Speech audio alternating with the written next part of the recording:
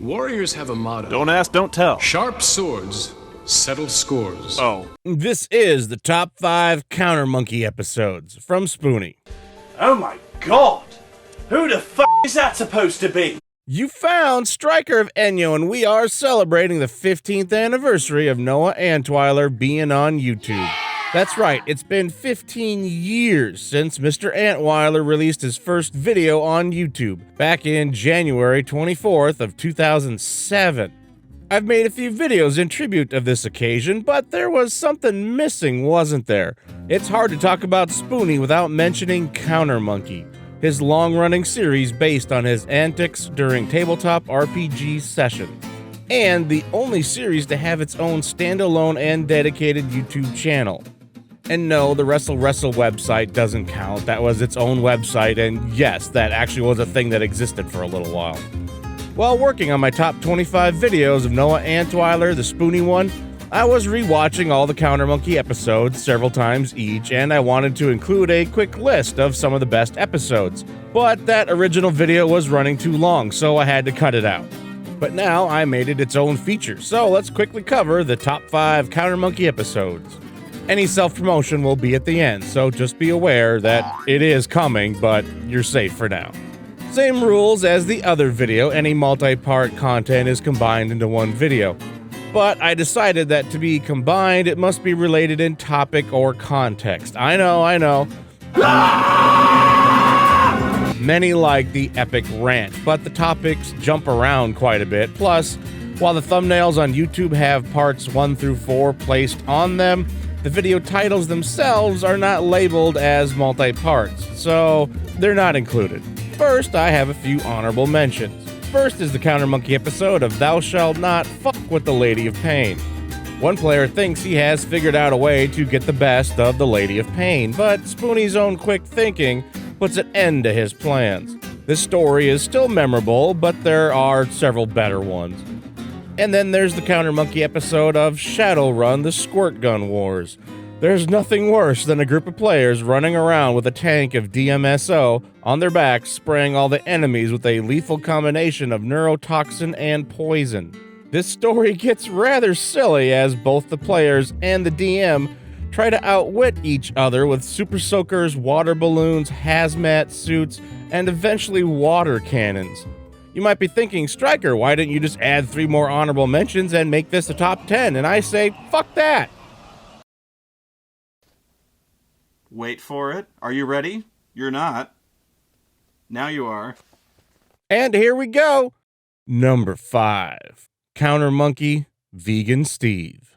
And no, I'm not even going to try to pronounce the full title of the episode. There's a few rules that I think every Dungeons & Dragons Dungeon Master develops over the course of a lifetime. And one of them is never put a deck of many things in your campaign. Ever. And this is the story of how I learned that rule on my own, because again, when I started off, I was, I'd never really DM'd all that much, so... Spoony had a campaign going where the adventurers had a curse that they needed to find a cure within so many days. They finally made it to a genie, and Spoony's plan was building up for them to wish their curse away. The genie greets them, and... Oh, you've awakened me from my 3,000-year sleep, and he says... You are granted 1 wish, because he's a really powerful genie, he only gives 1 wish. So he's like, you are granted 1 wish, speak mortals and tell me what you would have of me. And immediately, fucking immediately, Steve slams his hands on the table and he says, I wish for a deck of many things. And without missing a beat, for some reason, I snap my fingers and point at him, he goes, you got it. And everyone turns and looks at Vegan Steve.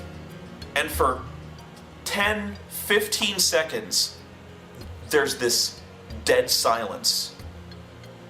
Everyone's eyes go... And what it is, it's a magic deck of cards. I think it's 23 cards. And it's basically half good, half bad. It's kind of like a tarot deck, but not really. So like, I think 11 of them are good, and they'll give you things like... they'll give you a wish. You can wish for anything you want. They'll give you great riches, and the bad things are things like you lose all your worldly possessions, or you are imprisoned 20 miles beneath the earth. All 5 players simultaneously try to attack Steve, but he immediately runs away and starts pulling cards from the deck. Well, you have to tell me, the deck communicates with you telepathically, because you have to announce before you draw cards how many cards you're going to draw out of the deck. And so, Steve knows that a deck of many things can be really good, but he's not very good at D&D, as I said. So he doesn't know how many cards are in the deck. And I go, how many? And he goes, I don't know, 11. And I go, oh shit. But here's the thing. I was like, Steve is so fucked. He's so fucked. There's only 11 good cards in the deck. And he announced he was pulling 11. So half those cards are going to be bad. But here's the thing. He pulled every single good card. Every one. I gave him a deck of cards. I shuffled it. I shuffled the fuck out of it. I had him cut the deck.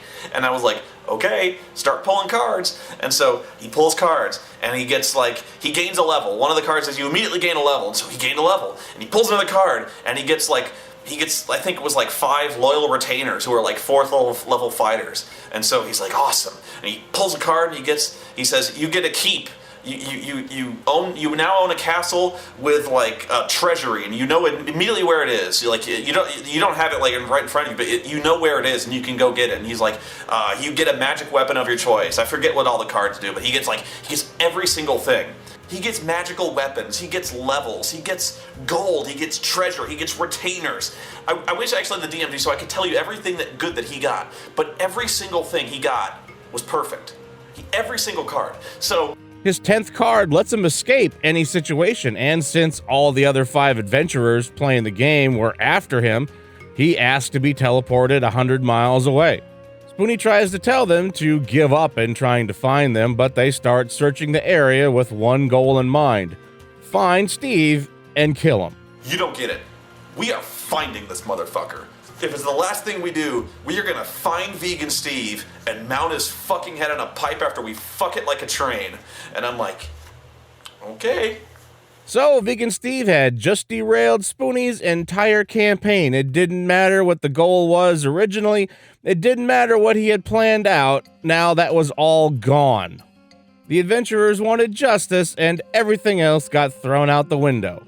But Steve forgot to draw his 11th card. Steve, you need to draw your 11th card. And he goes, oh, did I say 11? And I go, yeah, you said 11, you drew 10. And he's like, oh shit. So he starts counting through, and he's like, oh yeah, I did draw 10. And he's like, well, how many more good cards are there in the deck? And I go, there's 1. But he's like, everyone's like, well, you drew every other good card already, so draw the last one. He draws the last card, it's the Void. He dies. The Void takes your soul, it sucks your soul out. So he draws the Void, his soul gets sucked into the Void, he's dead. Steve's dead. He ends up drawing the Void, and he dies instantly.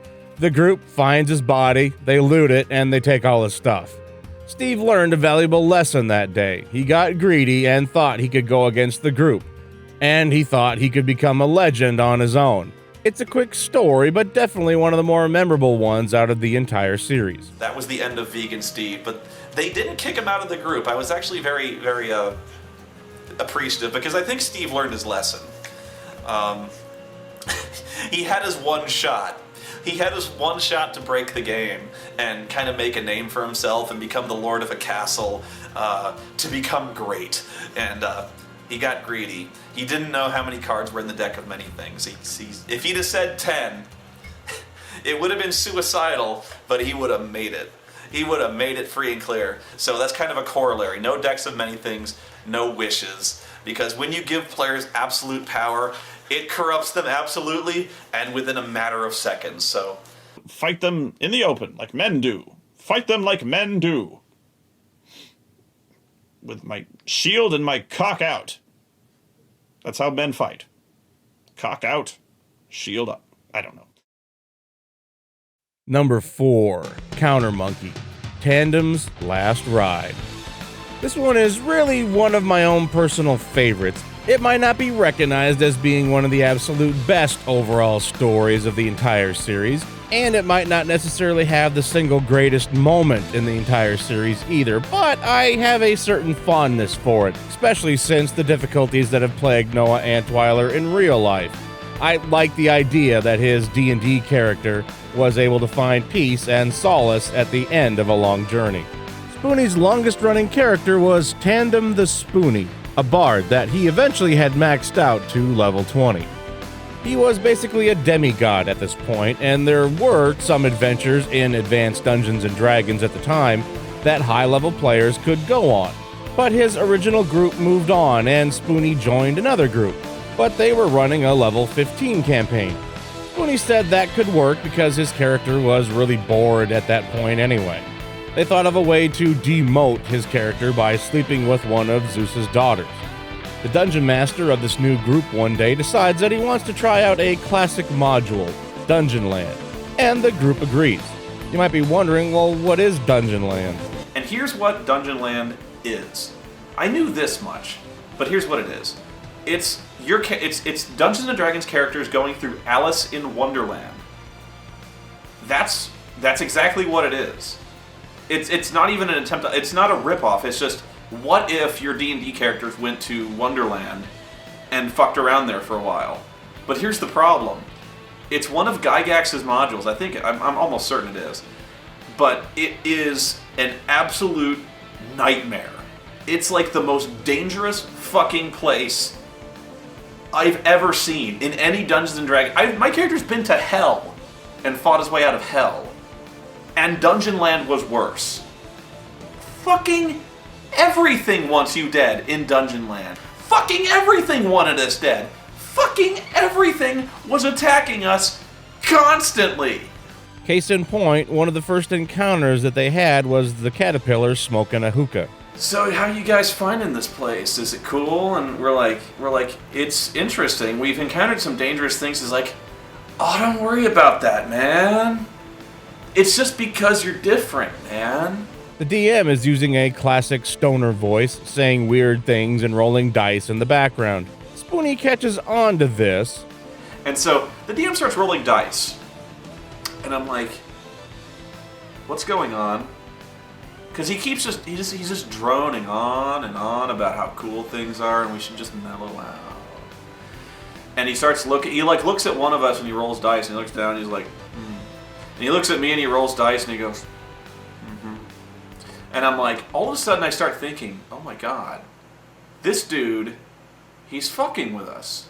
Worse yet, he's casting some kind of spell on us. Like he's trying to hypnotize us because he's looking right in my eyes and he's droning.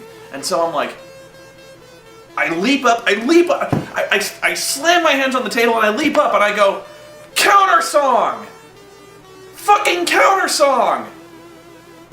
And everyone at the table looks at me and they go, what the fuck is counter song? And I'm just like, I jumped up and I started singing. I started singing at the table. You see, bards have a ability known as countersong that can stop the group from being enchanted. Spoony had never used it before, and that was after playing this character for more than 4 years. It's just one of those things that, yeah, it's in the books, but the players never use it. But the DM actually confirms that this character was trying to dominate their minds. He is actually trying to dominate your minds with the droning of his voice. And thanks to you, you have just saved the entire party. Because after listening to the caterpillar drone on for X number of rounds, he actually forcibly converts every character's alignment to true neutral. Spoony just saved the entire party. They attack the caterpillar and vanquish it, which ends up opening up their eyes and freeing the adventurers. This was one of my favorite moments of all time when Spoony realizes his party is being charmed by another character, and he yells out countersong, saving the entire group from certain death. The video also talks about the epic final battle, which ends up wreaking havoc on the group. So now we're at the final fight. We're 2 characters down, just irretrievably down. I don't have any way to restore the stone guy at all. So it really was one of the most epic fights I've ever done because I was basically crossing swords with a fucking lich, and we won. There were 2 of us left, It was me and the cleric. They reach the final boss, but they kill the captain, and the ship is now theirs. It turns out to be a Spelljammer ship, which is a vessel that can travel between worlds, so they actually have a way to escape Dungeon Land finally. But who says I want to go home? He's like, the DM goes, what do you mean? He goes, well, if this is our final voyage, what do you say we follow, like, I talked to the cleric, like, what do you say we follow these charts and just, second star on the right straight until morning? And the cleric's like, yeah, well, we should probably take the bodies back to their homeworld and see if we can get them raised. I'm like, oh yeah, but after that we'll go sailing. And he's like, yeah, okay. So they sail off. The story has a nice closure for his bard character, a fitting way to retire. And in Spoony's own words, and I couldn't think of a better way for the character to officially retire. And it really was one of the greatest series of victories I've ever had in a series of role-playing games, because the DM did not let us win. He pulled no punches. He fucking threw a 20th level monk at us. He fucking threw a lich at us. And he threw the fucking lich's minions. And he killed almost all of us. I'd never used countersong before. I was so fucking brilliant at that moment. It's probably one of the best D&D moments I've ever had in my life, was countersonging that motherfucker. I've never done it again, by the way. I don't have a ball gag. I've been meaning to get a ball gag. Can I go buy a ball gag, Spoony? Well, I don't know. They cost a gold piece. Oh, shit. Okay. Well, I'll go buy one anyway. They weigh a pound. It says so in the book.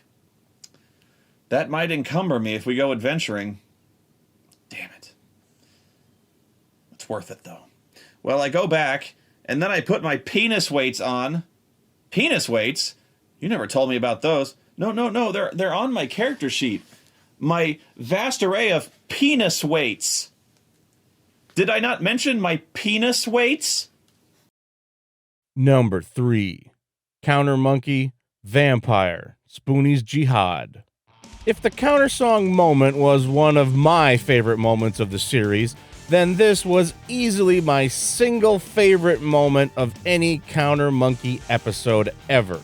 Sure, there were a few better overall episodes that had more content and more things going on, but this video has a moment that I will remember for the rest of my life. Spoony joins a vampire LARP, but soon realizes it's run by a group of bullies that want to be in charge. When Spoony begins, he is to meet the prince on neutral ground, and a crowd laughs when he tells them the covenant that he belongs to.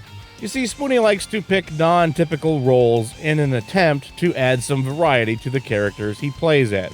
You'll never see him play as just a stock fighter or your average thief. He always adds a little something different, like a background story that makes him more unique. I wanted to play a guy who wasn't necessarily going to cause trouble or try to convert people. I just wanted to play a guy who was helpful. I wanted to play a guy who was willing to make friends. He created a character that was meant to be helpful, someone that wanted to be involved with the group. The character wasn't meant to be antagonistic in any way. He wasn't trying to pick a fight with anyone. He wanted to be part of the group and be accepted by others. So after this meeting, Spoony's character ends up getting jumped outside, even though it's meant to be on neutral ground. They throw him in the back of a truck and take him away. Not physically, mind you, he's just told this. It's role-playing after all. They didn't gag him and tie him up in real life. At this point, Spoony is kind of intrigued, thinking that they have an adventure planned out for the new guy. Basically what's going to happen is, we're going to torture you, and you're going to join the Lengthy Sanctum whether you want to or not. And they go, what do you mean?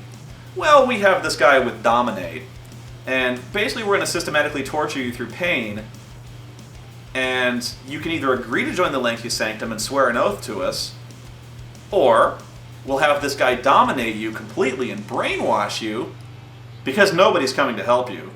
There's no other Carthians and nobody gives a shit. And I go, why? He goes, everyone in this city is Invictus or Lengthy Sanctum. Everybody. And the two guys who are Circle of the Crone, they ain't gonna help you. It turns out that Spoony didn't pick the right group to side with, so the prince ordered him to be tortured and brainwashed until his character becomes exactly what they want. Spoony plays along for the rest of the session, but he is still outraged by the DM, who let this happen without any kind of warning beforehand? I feel kind of shanghaied here. I feel like I kind of got, my character got taken over, essentially. Like, I have no free will anymore. And he goes, yeah, well, you brought a Carthian into a Lancia Sanctum City, and you know how they are. I go, well, I do now. And I go, he goes, afraid there's not much I can do for you. I mean, you can roll up a new character if you want, but I'd suggest rolling up a character that plays nicer with the rest of the group, because they don't like Carthians. They're going to convert you one way or the other, unless you've got protection. And I go, what do you mean? I go, well, protection in the means of you should have either made a character who has powerful contacts with the police, or you should have characters who are Invictus, who the Lancia Sanctum kind of has a truce with the Invictus, and they don't mess with them. So you probably should have talked to me before that and tried to find a way for a character who can kind of last in this city without just immediately being jumped. And I go, well, thanks for letting me know before I wasted all night. But in typical fashion, Spoony puts a plan in motion. I do this kind of thing. You'll notice that my character has 4 dots in chemistry. And I go, he goes, yeah. So what do you think of chemistry? That's a weird skill to choose. I go, well, bear with me. I'm going to make bathtub Semtex. He makes and hides plastic explosive on his body during a weekly gathering with the prince. He places all these charges in the bathroom, which is actually located right next to where the prince is, and he walks out and hands a stack of cards to the bouncer. And I hand the doorman a stack of 5 cards. And he goes, what's this? I go, when I get to my car, turn the stack over. And he turns the stack over, and it goes 4, 3. It was straight out of Last Action Hero. There's 4, 3, 2, 1. And then on the last card I write, I have placed 5 pounds of Semtex in the bathroom. I made it with my chemistry skill.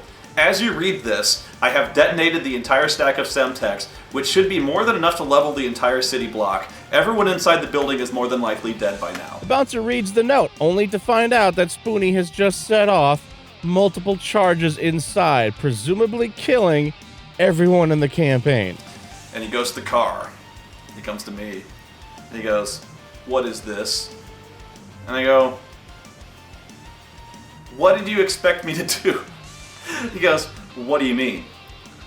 I go, you stood by, like, you basically, you let my character get abducted, taken to a basement, tortured with a blowtorch until I was forcibly converted.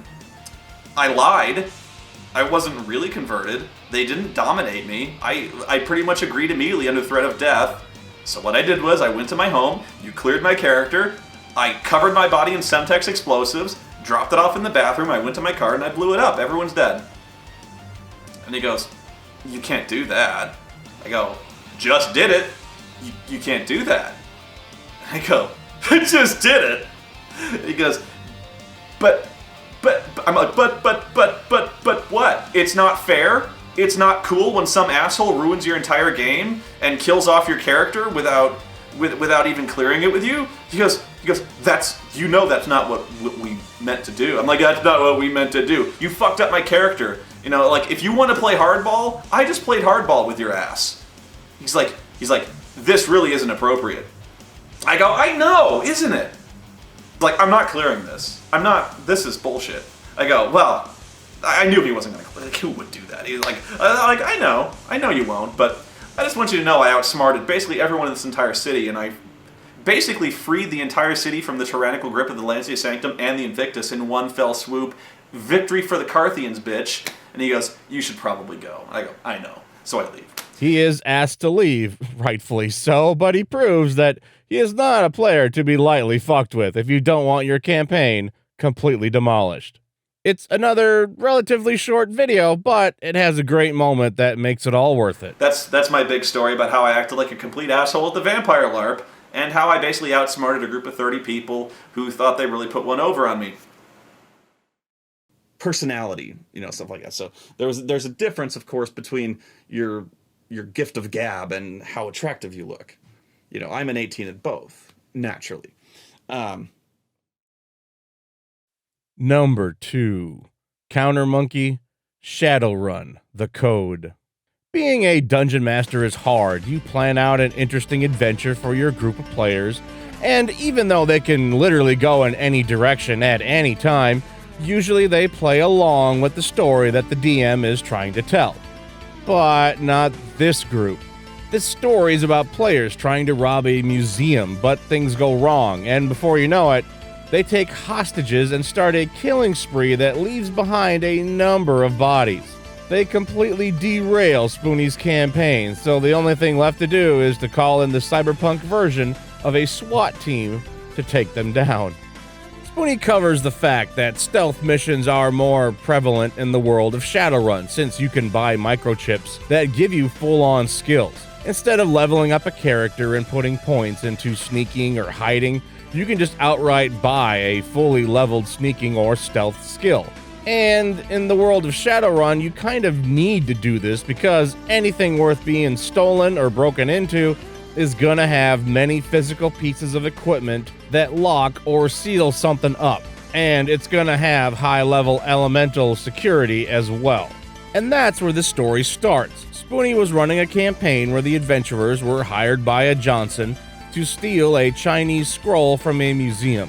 Spoony thought this would be easy, a public building run by the city with limited funds, security would be rather low, and this party was low level. In fact, they were just starting out.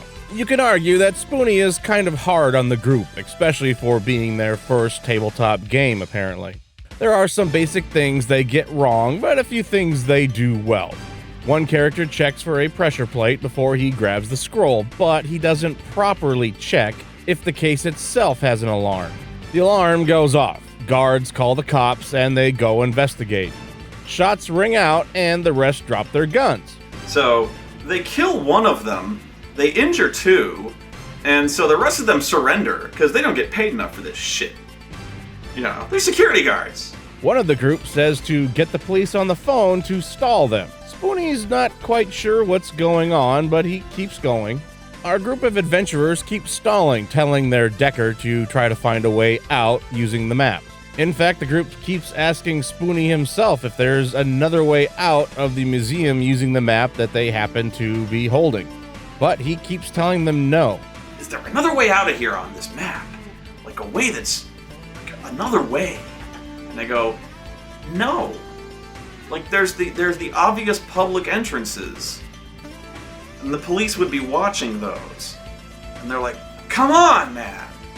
Like, I rolled like 8 successes on this. Come on. And I'm like, I'm not fucking with you.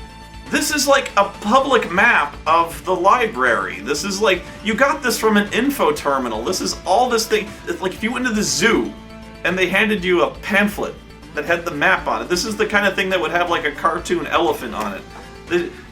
It doesn't have secret doors marked on it, you asshole. But they're like, 8 successes! And I'm like, the cartoon elephants aren't gonna like reveal a secret fucking door! Then the group leader, a troll, threatens to kill a hostage every 15 minutes until they get what they want. If you don't give us some food within the hour, we're gonna start throwing bodies out the front door every 15 minutes. And then the sergeant calls his bluff. He's like, you're not gonna do anything. He's like, you're in there and you're scared. He's like, even if you got a helicopter, where are you gonna go? Then it escalates. He walks up to the first fucking security guard, puts a gun to his head, pulls the trigger, boom! Blows his head off, and I'm like, oh my god! And he's like, do you hear that? That was the first one. This is the second. Boom! And I'm like, what the fuck? And none of the other adventurers are shocked. They're all for this. Nobody in the group is horrified by this. Nobody. They're like, fucking A. And I'm like, what the fuck is Spoony has only one way to deal with this group now. The defenseless killing of innocent guards at a museum has just ended negotiations. Now the cops call in the Psycho Squad, something Spoony borrowed from Cyberpunk 2020. The Cyber Psycho Squad is an elite police force that is trained to take out cyber psychos, people who have lost their humanity by installing too much cyberware and have become psycho killers. Spoony finally levels with the Decker and tells him to stop searching harder on a museum info terminal and go into public records and access the building blueprints in order to find a way out. So finally, I'm just like, fuck it. I just tell the Decker, I'm like, okay, you're using a tourist map of the building. I pull on the side, I was like, come here. You need to get out of this system and go into like the city municipal grid and like pull up like city blueprints of this block. And you need to find like public blueprints of this block, not the fucking elephant logo. So he's like, oh. They see a supposed way out and ask the janitor. They put a gun to the janitor's head and they're like, there's an entrance to the sewer. Where is it? Where's the trigger? Of course, the guy with the highest intimidation is like, where is the sewer? He's like, it's in the boiler room. You gotta use this code. And the turtle's like, thanks. Boom! Blows the janitor's head off. And they're like, I'm like, what the fuck? He told you where the code is. And I'm like, what the fuck? He then continues to blow them all away. I start going down the line and start shooting every hostage in the face. Boom, boom, boom. And I'm like, what? I finally just go, what the fuck are you doing, man? What in the actual fuck? And he finally explains the whole thing to me. He looks at me. He finally explains the motive behind the entire thing. Looks at me and he goes, they seen our faces, man. This group went from being charged simply for burglary to 9 counts of murder of civilians, and they threw grenades at cops. And they even possibly murdered other police officers when they wired the basement with explosives and set it off. But none of that mattered. The Cybercycle squad met them in the escape tunnel. Spoony mentions that you never go against the code. The code is something that isn't necessarily written down, but it still exists. It's kind of like in baseball, where there is a general respect for the game that you are playing. You don't antagonize other players, you don't kick dirt on another player's shoes, you don't purposely bean the batter, and you don't yell obscenities at the umpire. Or else, you're going to get thrown out of the game. It's basically a overall general sportsmanship that you show toward other players and the DM themselves. Like, even though the adventurers can basically do whatever they want at any time, you don't have them go out killing civilians at random. Or if you're a thief character, you don't steal from other players in the party. That's just something you don't do. You're just going to antagonize the other player characters, and they're not going to like you. Simply put, you don't go against the code, and if you do, the DM may decide to enforce it. It might seem harsh, but the group has to learn some way. Spoony believes that he should probably take the blame. Maybe he didn't prepare them enough for the world of Shadowrun. But I take the blame for this. You know, because, like, maybe I didn't explain the setting to them adequately, because, like, maybe they were like, oh, if they've seen our faces, we're fucked, because, like... He admits that he was 16 years old at the time, and he didn't look over their character sheets very well either. Still, it makes for one great episode. You know, you don't fuck up the DM's story like that. You know what you're doing. You know. You fucking know what you're doing. You know what you're doing when you start pitching bodies out the front. When the DM starts doing this, what the fuck are you doing? What the fuck are you doing? You know you're fucking things up. When the DM is flat out telling you what you should be doing, because DMs don't do that. Like, we really don't. We don't tell you how to do your jobs unless you're doing something legendarily stupid.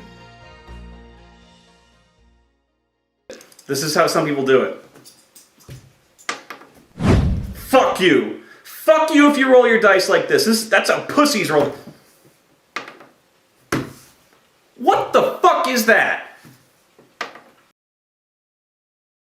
Number 1. Counter Monkey. Thieves World Part 1 and Part 2. The Thieves World campaign story is one of the best overall stories, split into 2 separate videos, and it covers a series of outcomes, not just a single moment or session. This takes place in a game called Thieves World, a relatively brutal setting where you really need to know a little bit about the background of this world before you just jump into it as new adventurers. Spoony refers to this as possibly the best campaign he ever ran. not just because of how he presented it, but because of how resourceful this group was. They thought through their problems well, and even planned things out on their own time beforehand. They start planning things out, and so they start planning, like, they get this map out, and they're like, okay, we're gonna surround them like this, and on this command, the mage is gonna throw something into the fire that's gonna cause smoke. Can you do something like that? And he goes, can I make a spell that causes smoke, like obscuring mist almost? And so I go, yeah, like, start doing spell. I'm like, I'm digging this. They're working like a well-oiled machine. I'm loving it. And so it was brilliant. I mean, these guys were like planning this huge fucking murder fest to like the last detail. They had contingency plans. They had like, well, what if one of us drops? You know, like, what if us can't get this? Well, we'll do this. So the group ends up working for a guy named Tempest Thales, a godlike figure that normally can't be trusted, but the adventurers share a common interest with him at the moment. The time comes when our heroes are in a room and there's banging on the door. They just slaughtered a large group of cultists, and they know reinforcements are coming. The pounding at the door grows more and more intense. Suddenly, with one final crashing impact, the door is violently kicked aside. The doors fly open, the crowbar spreading, and inside, I get cut off. Martin, I almost said his real name. Martin cuts me off and says, I hurl a flask of acid at his face! Now, what was supposed to happen was Tempest Thales was supposed to swoop in with his detachment of guards and, you know, just in the nick of time, right, to save these guys. I think everyone at the table was like, no! So he doesn't even wait for me to finish. He goes, I hurl a flask of acid at the door! And then he rolls his dice. So I'm like, I was almost gonna say, are you sure? But he rolled dice and he was fucking committed. So he rolls a crit. He rolls a 20. So I'm like, roll again, because in 3rd edition you have to confirm your crit. And he rolls like an 18. So I kind of put my head down for a minute. I'm like, oh no. As Tempest Thales and a squad of 6 guardsmen enter the room, a flask of acid crashes into his face! Tempest gets a flask of acid crashing into his face. And I'm like, you do max damage. In fact, you do double damage. Spoony was actually trying to help the group out by having Tempest Thales and his troops save them at the last minute. But Martin decides to throw acid at the door the moment it breaks open. And he got a crit. Spoony admits that even at double damage, acid doesn't do that much harm, but he rolled a 20, and it was in the face. And this wasn't, honestly, this was in no danger of killing him. Because honestly, acid does not do that much damage in the grand scheme of things. Certainly not to Tempest Thales. But it was a flask of acid in the face. But he decides to have a little fun with this altercation. Spoony uses his knowledge of the novels and decides that the goddess that normally heals Tempest decides to not heal him until he makes the situation right. This group of adventurers humiliated him and her with this flask of acid. The group assumes that Tempest will heal and he'll be fine after a week, but he doesn't. Now Tempest needs to get revenge in order for him to heal properly. He demands that the town turns over the prisoners that wounded him, alive, for 10,000 gold. The group is enticed to turn their own party member in, but it's guaranteed that they would never walk away with the money. Eventually decide there's no good way they can do this to where A, they can trust Tempest to actually pay them, and B, it kind of goes against their code. They kind of agreed early on they wouldn't screw each other unless the money was really, really good, So this epic campaign lasted 6 months. One of the players ended up dying in a gruesome but heroic way, and the rest escaped the city with a great story to tell. To think all of this started when one of them decided to hurl a perfect throw of acid at the face of a god. This was a very long, I'm not sure all that compelling story, but it was one of the best games I ever played. One of the best examples of player teamwork, and one of the worst examples of player teamwork when they were considering turning Brendan in. But it was such a great example of them taking a really bad situation and using their heads and role-playing, some of the best role-playing I've ever seen, to where they weren't playing noble characters, but they were playing smart characters. They were playing self-interested characters, but also had a mind for the bigger picture. I was no longer dictating the adventure. They were coming up with ideas, and I was telling them the results of those plans. It was to the point where I didn't have to come up with adventures. I didn't have to come up with a reason to get them involved. They instigated a situation, and the involvement was just kind of, I won't say logical development, but the situation progressed from one step to another the way these characters would act. I didn't have to come up with a reason to involve them. Things would happen and they reacted to it. And so in a way, that's kind of a great way to run a campaign. Your campaign is cruising when you no longer have to give them a payoff. Like, you no longer have to have Tempest Thales come to them and say, like, I've got this job, 100 gold pieces each for you to go do this, because that's the hook. It's an obvious hook. You're kind of you're jumping through the DM's hoops, and it's pretty obvious that if you go off the beaten path, the DM has nothing planned, So, the party would react to certain things. I'm going on about this, but it was such a brilliant game. One of the best examples of a game that was just so organic that it just grew naturally and flowed. There are a lot of fun details in these two videos, making this truly a memorable story. Yeah, feeling brave tonight? Oh. How brave?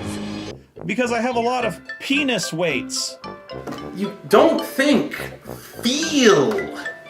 Oh, that reminds me, I'm gonna read from a completely unrelated RPG, and you're just gonna watch as I, look for whatever. There was a page here, I don't know what the fuck it is. Limp-wristed shit. Brave enough to do battle with hideous monsters? Me roll your dice, $5. I don't like it. I want to play the warlock. I'm gonna hit this motherfucker! Yeah! I rub my sensitizing oil on my penis, so it really helps the sensation when I hang my penis weights off my penis. And I'm gonna distract Oreo for a while with these. Boo! Yes, a cuddly monkey. There's a bunch of bites a monkey. Yes, I do. You wanna bite the monkey? Yes, you wanna bite the monkey. My head hurts. Why? Who'd fuck a bison? Let me hear it. What number would you give it? 6. Superman's a good guy. People like Superman. Except Lex Luthor, but people like Superman. As lawful good as they come. You'd travel with Superman? Why wouldn't you travel with Superman? Unless you throw acid in people's faces. And stop that. You really need to stop that. What the fuck are you doing throwing acid in people's faces? That empire, the Ilsig Empire, I believe it was, is conquered by another empire called the Rankin. Of all the souls I have encountered in my travels, his was the most human. The Ilsig Empire, I believe it was, is conquered by another empire called the Rankin Empire. So it's in this It's been a long day Sanctuary belonged to without you, my friend. And I'll tell you all about it when I see you again. We've come a long way from where we began. Oh, I'll tell you all about it when I see you again. When I see you again. Would you like to know more? And there you go. There's the top 5 Counter Monkey episodes from Spoony. Did you like the video that you just watched? Go to my channel for more. I got my Rage Quit 2 series, my How the Fuck Did I Die series, and a little more. If you want to see what I'm working on, check the community tab on my channel, just right here. That's the place where I go to give occasional updates on what I'm currently working on or what videos are coming up next. Do you think I did a good job with this video? Thank you so much. Would you like to give back to the channel in some way? Maybe you want to buy me a $5 coffee. Well, I really don't drink coffee, but how about putting that toward a cheap game instead? In the description below, I have links to my Microsoft wishlist and my GOG.com wishlist. I do not expect you to buy any of these games that are over $5, so please look for ones that are on sale. Like I said, this isn't for everyone, but this is for the very small percentage of you that want to give back in some way. I don't feel right in taking donations from you directly right now, but if you don't mind buying me a cheap game, then who knows, you might see it in a future video. Don't forget to check out the main video that started all of this, the top 25 videos of Noah Antwiler, where I run through some of the best work from the Spoony one over the years. I also made a separate video called How to Find Noah Antwiler Videos Today, where I will show you where you can find Spoony's videos, including several well-known websites and fan-made archives. Many of his videos don't show up on his YouTube site anymore, so I will walk you through several places to find the videos that you might be looking for. Both of these videos should show up right now on the left side of your screen. On the right is more videos of mine, so please check out more of my content if you like what you've seen so far. Thanks for watching. It was a lot of work, but Spoony's content had helped me through tough times, so now I'm honoring him. Look for a couple of music videos on Spoony's content in the future.